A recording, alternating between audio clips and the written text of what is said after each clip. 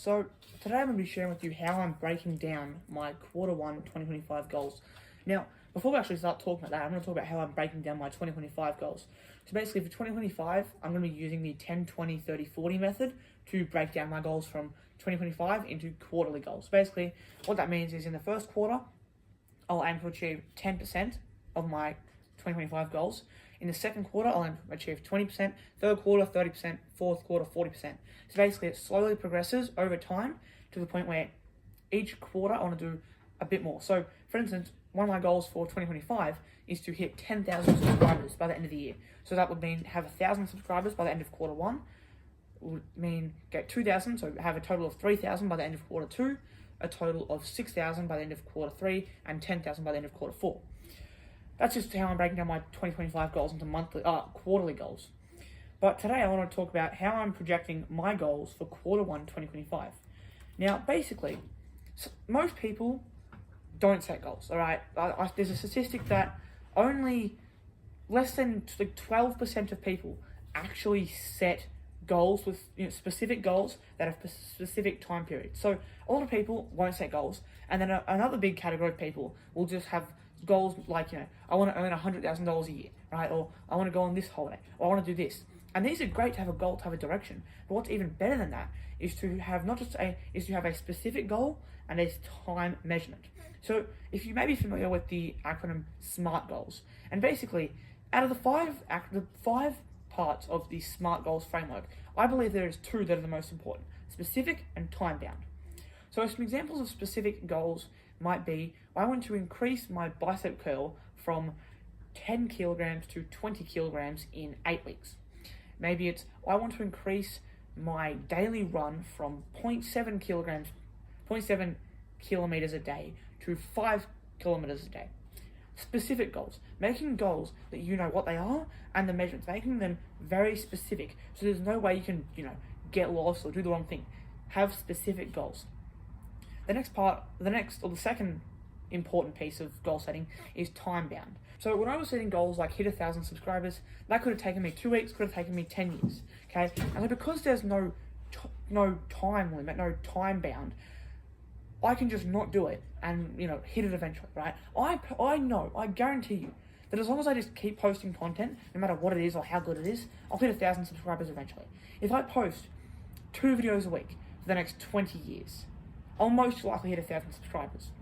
But what changed? What helped me put more work towards my goals and get progress towards my goals was when I made them specific, number one, and time bound. Okay, so specific and time bound. Obviously, make the goal specific instead of get big lol, which was a common goal. Make it maybe gain 10 pounds of muscle mass in 6 months. All right, whatever it is, make your goal specific. And secondly, time bound. Give your goals a time limit, a time to achieve them in. Right? I want to grow 100 subscribers in the next 60 days. I want to lengthen my daily run by 3 kilometers every day, or by 3 kilometers total in the next month. All right. I want to write 500 words every day for the next 30 days. Right? Whatever it is, make your goals specific and time bound. And so now onto the main point of this video is how I'm going to be personally projecting my goals out for quarter one 2025. So as I said, I'm using the 10, 20, 30, 40 method for splitting up my yearly goals for 2025 into quarterly goals. So I'm going from having one big goal of, let's say, 10,000 subscribers in 2025, breaking that down, and so quarter one is 10%. So quarter one will be to achieve 1,000 subscribers. Now, I already have, at the time you guys see this, probably about 400 subscribers, but I'm just going to include everything I've done so far and just try and get to 1,000 by the end of quarter one 2025, which I genuinely believe I can do. At this rate, I'm most likely going to hit it. But basically, how I'm going to be breaking down my goals for quarter one 2025, there's 2 different ways. And these 2 different ways are different because of the 2 different types of goals inside. So we've got the 10, 20, 30, 40 method. I've talked about the specific and time bound. I've talked about SMART goals acronym. But one thing I'm going to be doing, that the difference in how I'm going to be breaking down my goals is the difference between these. The difference between input goals and the difference between output goals. So an input goal, as I've talked about many times, is a goal based on an amount of work or something you can directly control. So an input goal might be go to the gym 30 times. An input goal might be write 100 words. An input goal might be do 50 push-ups. An input goal might be open the door 10 times, all right? And an output goal is a goal based on something you cannot directly control. This is generally a result, all right? So this might be, get 100 subscribers. This might be, whatever it is. I'm not sure of specific examples, but I'm sure you can think of some things that are generally results-based goals, things you can't completely control, all right? And so that's the difference. So for the reason these are different when it comes to breaking up the goals is because with the input goals, you can do the same amount of work all the time. So I can post 100 videos in the first quarter and do the same thing in the second quarter and the third quarter and the fourth quarter. And the results I can get from those work and those inputs might be different, all right? I might post 100 videos and gain 200 subscribers in this quarter, but in that quarter, I might post 100 videos and gain 1 million subscribers. The thing is with results goals, the results you can't fully control. So, what you want to do is, I'm breaking the results down in the 10, 20, 30, 40 method. And so you can't directly control the results, right? So I can control how many videos I can post, but I can't directly control the views they get. I can, to a certain degree, I can control that, but not 100%, not completely. I can control how many times I go to the gym, but I might not be able to 100% control the muscle mass I gain because there's things like genetics and diet, all these different things. Some of these are bad examples, but things you can completely control and you can't completely control. And so there's a little bit of a difference.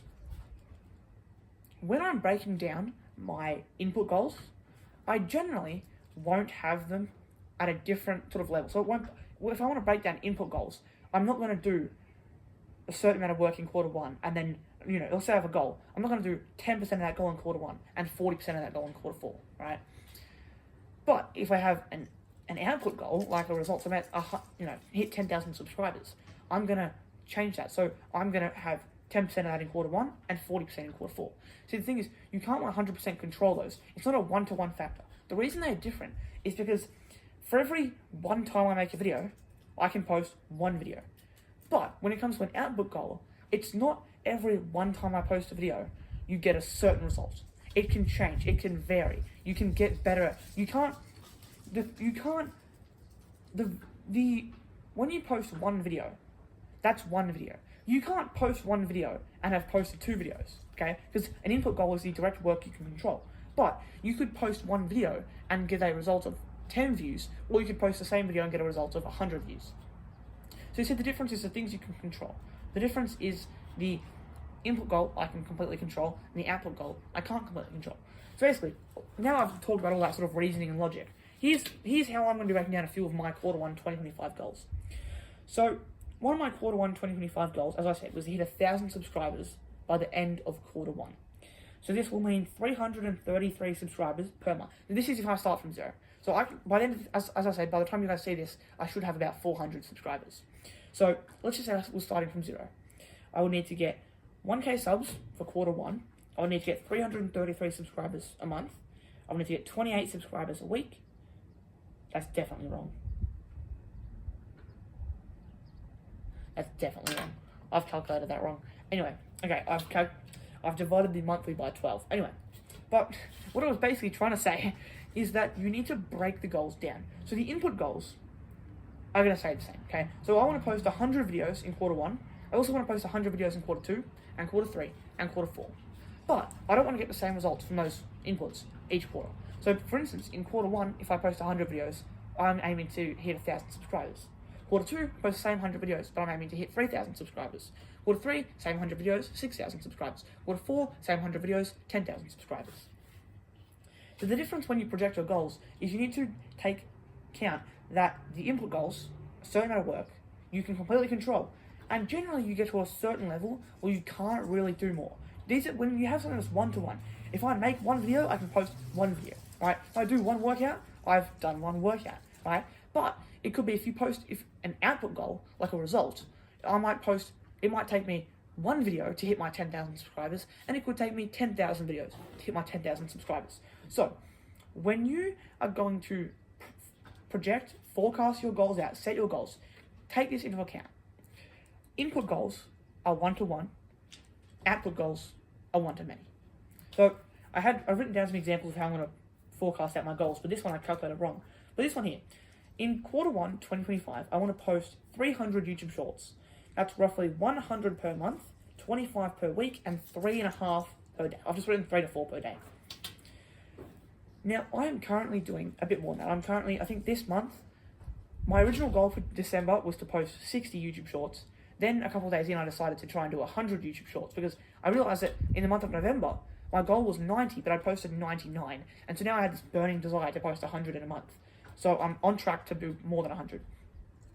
So at the moment, I'm posting, I think, 4 YouTube Shorts a day. So I'll probably end up at about 110 for this month. That's pretty much all I had for this video. So make sure when you're projecting out your goals, you take into account the difference between the way that input goals and output goals work. Input goals are a 1-to-1. Input goals are every time I post one video, I've posted one video. Every time I go do one workout, I've done one workout. But an output goal is every time I post one video, it could get 10 views, or every time I post one video, it could get 1 million views. Take that into account. If you want more advice on goal setting, productivity, habit building, consistent content creation is the big one, or just other mindsets and success principles to get you to the goals you want to achieve and the life you want to live, subscribe to this channel. My name is Sam. My name is Sam. I'm a 15-year-old aspiring entrepreneur and content creator. The flies are crazy. Aspiring entrepreneur and content creator, posting videos to this channel every single day, posting 4 YouTube Shorts a day. I'm currently on a trip across the country. We are moving house, and we're currently on a big driving trip. And there's not really good Wi-Fi. So I'm going to have to wait till I find a little spot with good Wi-Fi and then upload these videos. But it's also 40 degrees. Now, I'm in Australia, so 40 degrees for Americans is pretty cold.